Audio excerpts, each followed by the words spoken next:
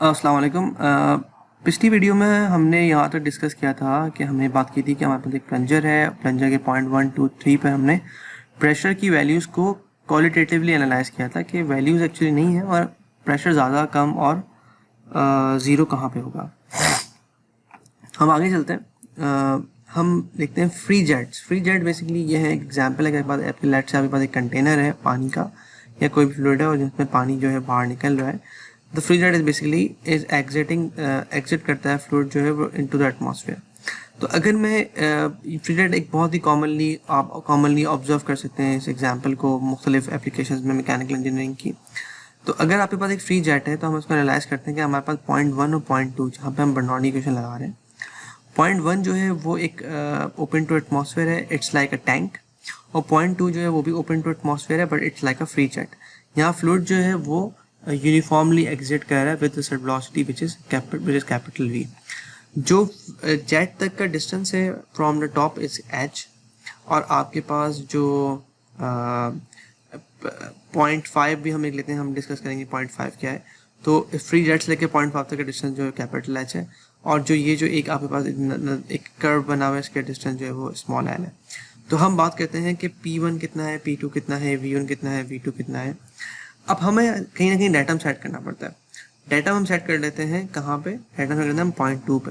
तो which means कि हमारे पास जो Z2 हो जाएगा वो 0 हो जाएगा। अगर डाटा में पॉइंट 2 पे सेट हुआ है तो पॉइंट 1 तक का डिस्टेंस हाइट जो है वो h है, हमारे पास Z1 जो है वो h हो गई। V1 0 है because it's a tank, it is moving very slowly, but और P1 0 है because it is open to atmosphere. ये तमाम बातें हैं कि मतलब P1 0 V1 0 और सिर्फ Z1 की वैल्यू हमारे पास h की फॉर्म में आ रही है। अच्छा, Z2 0 क्यों है? क्योंकि Z2 पॉइंट 2 पर ही हमने डाटा सेट किया तो हमने Z2 0 कर दिया। और फ्री जेट है क्योंकि it is open to atmosphere तो हम पॉइंट P2 को भी 0 कर देते हैं। अगर मैं इन तमाम बातों को अप्लाई करता हूँ, इन तमाम रिलेशंस को अप्लाई करता हूँ उसी इक्वेशन में जो आपने ऊपर यहाँ पर डिस्कस देखी थी, लेट्स से दिस इक्वेशन, यहाँ पे दिस वन और दिस वन, टैंक का टॉप, टैंक का जेट का एग्जिट, तो you will see that the velocity at the exit will be equals to √2gh, right, because the velocity at the exit V1 0 है, P1 0 है, P2 0 है और V2 जो है उसको मैं V मान लेते हैं। Velocity at point B equals to this. Now let's talk about velocity at point 3। अगर आप गौर करें कि पॉइंट 5 जो है वो जेट से निकलने के कुछ देर बाद की वेलोसिटी है। तो यहाँ पे हमारे पास जो डिस्टेंस है जेट के एग्जिट से लेके उस पॉइंट तक का वो कैपिटल एच है। तो अगर मैं यही क्वेश्चन पॉइंट 1 से लेके पॉइंट 5 पर अप्लाई करता हूँ तो you will see that same goes with point 1, तमाम बातें वही हैं। पॉइंट 5 पर भी, पॉइंट 5 के ऊपर भी आपके पास प्रेशर 0 होगा, but the thing is that the height will be not only h but will be h plus capital S। तो in that case के पॉइंट 5 पर velocity जो है वो ज़्यादा है compared to point 2, and that is quite evident because अगर हम यहाँ बात करते हैं कि the velocity, if the gravity is acting downwards, what is happening कि पॉइंट 5 तक पहुँचते पहुँचते फ्लूइड ने अपनी velocity में फ्लूइड थोड़ा सा और एक्सेलरेट कर गया है। तो ये रिलेशन आपने एक्चुअली याद नहीं करने, because this is just an example. अगर आपको फ्री जेट है तो you can directly apply it. Otherwise अगर आप बर्नौली इक्वेशन को ही अप्लाई करते हैं पॉइंट 1 पॉइंट 2 पे या किसी भी दो पॉइंट के दरमियान तो आप इसको ऑटोमेटिकली ड्राइव कर लेंगे। आगे चलते हैं। यहाँ पे हमारे पास एक और बड़ा इंटरेस्टिंग फिनोमेना है कि हॉरिजॉन्टल टैंक जब आपके पास होता है तो अगर मैं यहाँ पे एक स्ट्रीम बनाता हूँ, एक एग्जिट देता हूँ, तो हमारे पास जो फ्लूइड वेलोसिटी है वो किस तरह नज़र आती है। तो आपके पास वो रीजन जो कि ऊपर की तरफ है वहाँ वेलोसिटी वेक्टर छोटा है और नीचे है तो वेलोसिटी वेक्टर बड़ा है। अच्छा, इस फिनोमेना को हम कहते हैं वेना। दिस यहाँ पे जो एग्जिट है वो एक यूनिफॉर्म एग्जिट है हमारे पास, बट अगर आपके पास शार्प एग्जिट है तो हमारे पास फॉर एग्जांपल इन जो फ्लूइड जो है उसके पास ये एबिलिटी नहीं है कि वो शार्प टर्न ले सके। जैसे मिसाल के तौर पर इस केस में आपके पास जो एग्जिट है वो एक शार्प एग्जिट है और यहाँ पे एंगल जो है बड़ा शार्प है, 90 डिग्री का है। तो this phenomena this effect is called vena contracta effect, जहाँ पे आपके पास जो डायमीटर ऑफ द जेट है वो छोटा होता है compare to diameter of the exit.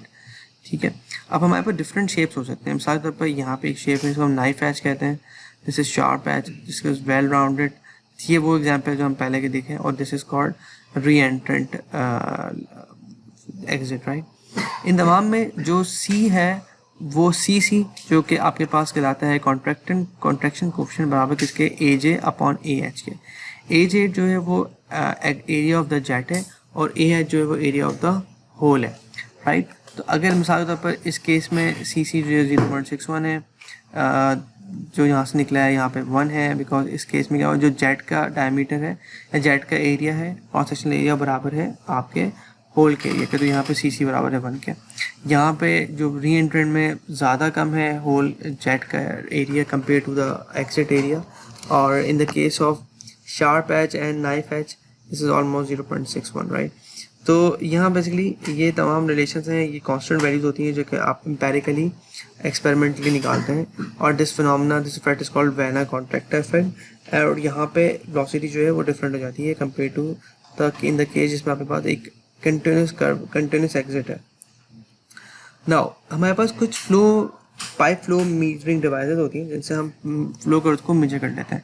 हमारे पास एक ऑरिफिस होता है, एक नोजल होती है और एक वेंचुरी होती है, और ये बहुत कॉमनली इस्तेमाल होते हैं हमारे पास मुख्तलिफ फ्लूइड मेजरिंग डिवाइसेस के तौर पर। हमारी आपकी फ्लूइड मैकेनिक्स की लैब के अंदर भी ये एक्सपेरिमेंट्स आप करेंगे फ्लूइड मैकेनिक्स 2 में, जिसमें आप ऑरिफिस वेंचुरी नोजल को इस्तेमाल करेंगे। ओके, तो होता क्या है कि venturi involve the concept of high velocity gives low pressure. आपके पास जो वेलोसिटी जब आपके पास हाई होती है तो आपका प्रेशर जो है वो ड्रॉप हो जाता है। अच्छा, इस केस में अगर आप गौर करेंगे यहाँ पे जो ऑरिफिस है, this is a very good example of this phenomena which is called vena contracta, क्योंकि यहाँ पे सडन चेंज आ रहा है, जबकि नोजल के अंदर रिलेटिवली आपके पास एक जो कंटिन्यूटी है, फ्लो में कंटिन्यूटी है, फ्लो में सडन चेंज नहीं आ रहा। तो यहाँ पे जो वेना कॉन्ट्रैक्टा है वो कम है, तो that's why nozzle is relatively better than the orifice. इन दोनों में सबसे ज़्यादा बेहतर जो होता है वेंचुरी, जो कि थोड़ा सा एक्सपेंसिव भी होता है और compare to the other one, और इसके लॉसेस जो हैं वो कम होते हैं।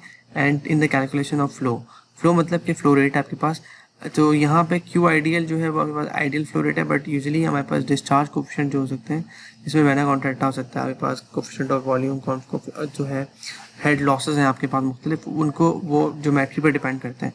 तो आपके पास क्यू एक्चुअल जो है वो डिफरेंट आता है compare to the Q ideal, क्योंकि आपके पास अगर ऑरिफिस है या नोजल है, अगर आप इन तीनों से फ्लो रेट निकालेंगे तो you will get different values of flow rate. दो डिफरेंट वैल्यूज जो हैं वो बहुत थोड़ा सा डिफरेंस होगा उनमें, but the most accurate will be venturi. Okay, तो कैविटेशन क्या होती है? कैविटेशन एक फिनोमेना होती है जिसमें अगर आप प्रेशर इतना ड्रॉप कर देते हैं कि वो प्रेशर वेपर प्रेशर के बराबर हो जाता है।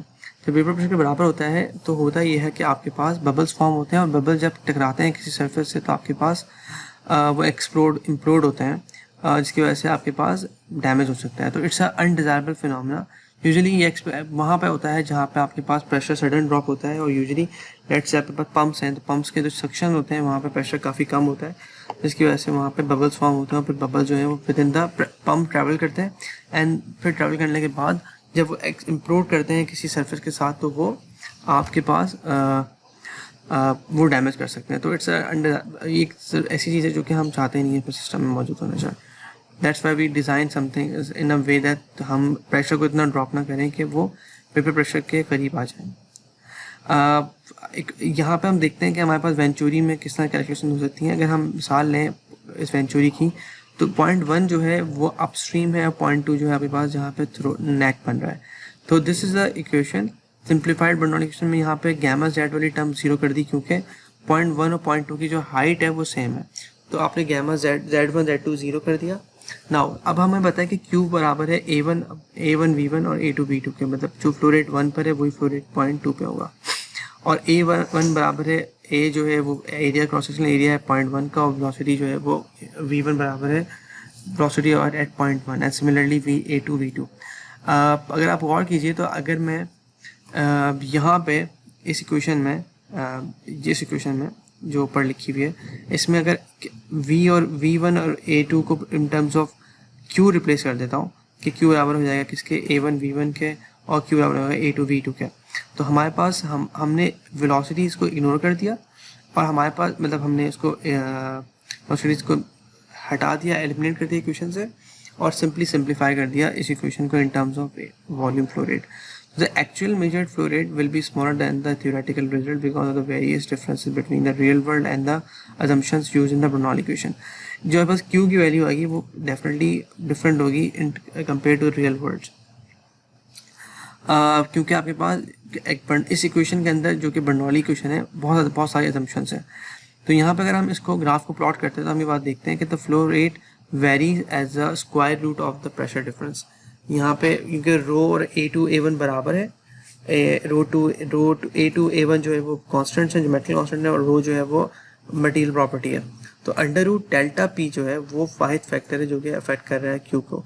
अगर हम डेल्टा पी को चेंज करते हैं तो we can actually modify the flow rate.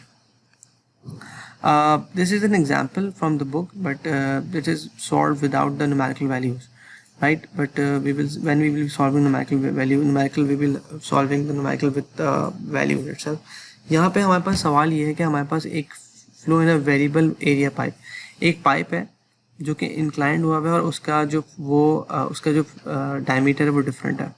हमें निकालना है कि हमें प्रेशर डिफरेंस निकालना है और मैनोमीटर की रीडिंग H निकालनी है. प्रेशर डिफरेंस मतलब कि P1 और P2 का डिफरेंस निकालना है. अच्छा, ऑब्वियसली बात है यहाँ पे नजर आ रहा है कि अगर फ्लो 1 से 2 पर हो रहा है तो प्रेशर 1 पे ज़्यादा होगा कंपेयर टू प्रेशर 2, क्योंकि डाउन स्ट्रीम अपस्ट्रीम प्रेशर ज़्यादा होता है कंपेयर टू डाउन स्ट्रीम. और ये प्रेशर जो है ये तो आप ये से रहा है कि प्रेशर 1 पे ज़्यादा है जब वो प्रेशर वो वाटर फ्लो कर रहा है.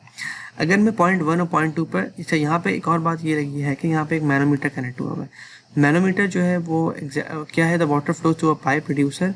So in the figure the static pressure at 1 and 2 are measured by the inverted manometer. Point 1 और पॉइंट 2 पर जो मैनोमीटर लगा हुआ है इन्वर्टेड मैनोमीटर, उससे आप स्टैटिक प्रेशर की वैल्यू कैलकुलेट कर रहे हैं. ठीक है. अच्छा, यहाँ होता है क्या, जैसे जैसे प्रेशर पॉइंट 1 पर जो प्रेशर होता है स्टैटिक, जिसको हम P1 कहते हैं, वो इस कॉलम को राइज करेगा एंड सिमिलरली वही इफेक्ट पॉइंट 2 पे आएगा.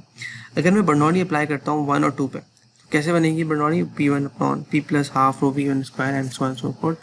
यहाँ पे अगर आप गौर कीजिए कि अगर मैं P1 और P2 को साथ लिख लेता हूँ और गैमा Z2 Z1 साथ लिख लेता हूँ और जो ईयरली टर्म है हाफ रो V1 स्क्वायर साथ लिख लेता हूँ, तो यहाँ पे आपके पास अगर हम ये करना चाहें कि हम वेलोसिटी को V1 और V2 को in terms of a single variable लिख लें V2, तो हमारे पास हम लिख सकते हैं बिकॉज हमारे पास फ्लो रेट है.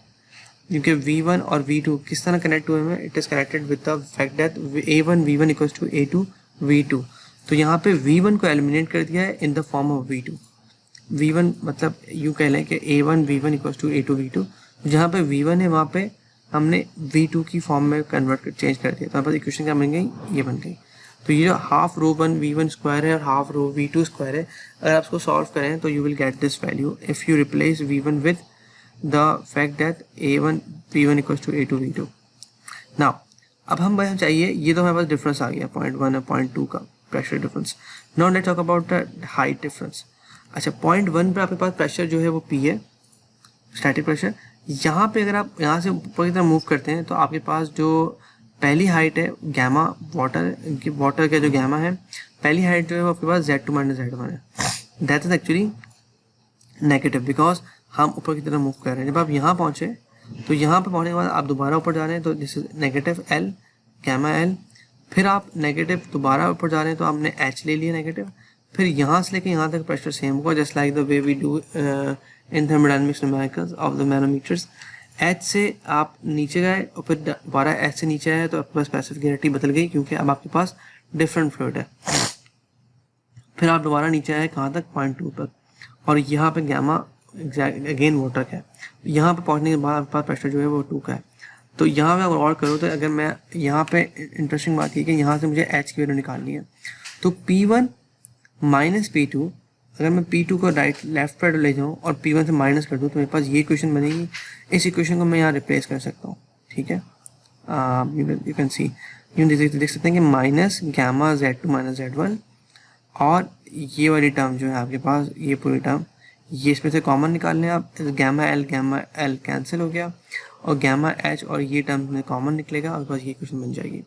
तो बेसिकली आपने इस इक्वेशन को जो कि P1 माइनस P2 और इसको सॉल्व किया है, तो इसमें P1 minus P2 minus this term, इसको रिप्लेस कर दिया दिस टर्म आखिरी टर्म है. ठीक है, यहाँ को सॉल्व करने के बाद you got the relation which is H equals to Q upon A2 upon की press to power 2 and so on so fourth.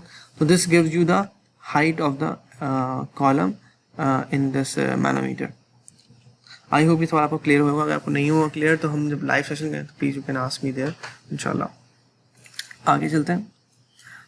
This is another a very simple numerical. हमारे पास एक लेट से टैंक है जिसमें एयर मौजूद है. Since air has the density can be calculated by using general gas equation, हम 0.1, 0.2, 0.3 पर लगा सकते हैं बर्नौली इक्वेशन. तो हमें फ्लो रेट निकालना है और प्रेशर निकालना है इन द होस. तो अगर मैं बात करता हूँ 0.3 और 0.1 की, तो 0.3 में प्रेशर कितना है 0, P3 0 हो गया. Gamma Z1, Gamma Z2, Gamma Z3 all are cancelled because they are at the same height. तो सिर्फ V3 निकालने के लिए V3 सिंपल क्या है हो गया आपके पास 2P1 अपॉन गैमा. नाउ अब मुझे अगर फ्लो रेट निकालना है तो मैं सिंपली क्या करूँगा, मैं 0.3 का एरिया लूँगा जो कि गिवन है कितना 0.01. एरिया कितना जाएगा half rho 5/4 d square V3. तो D3 यहाँ निकाल चुके हैं आप, तो यहाँ से निकाल सकते हैं आप. सिमिलरली आप प्रेशर निकालना चाह रहे हैं एट द होस इस पॉइंट के ऊपर, तो आप 0.1 और 0.1 प्रेशर निकालें. P1 और P2 दरमियान आपके पास P1 जो है वेलोसिटी 0 है क्योंकि एयर जो है टैंक में मौजूद है. तो it's the velocity of the tank is almost 0 in the tank. तो हम यही अप्लाई कर सकते हैं, यही क्वेश्चन अप्लाई कर दें 1 के 2 के दरमियान. तो V1 0 है, Gamma Z कैंसिल हो गया and you are only left with half rho V2 square P1 and P2, right? So this is pretty simple. We will solve more numerical in this topic inshallah. Now let's stop here in this video, and in the next video we will continue from the same slide inshallah.